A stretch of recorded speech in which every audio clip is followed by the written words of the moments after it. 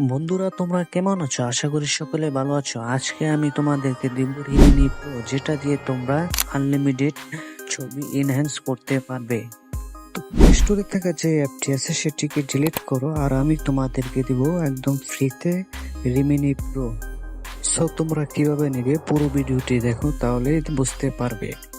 তুমি যদি চ্যানেলে নতুন হয়ে থাকো তাহলে চ্যানেলটিকে সাবস্ক্রাইব করে ভিডিওতে একটি লাইক করে সুন্দর একটি কমেন্ট করে দেবে।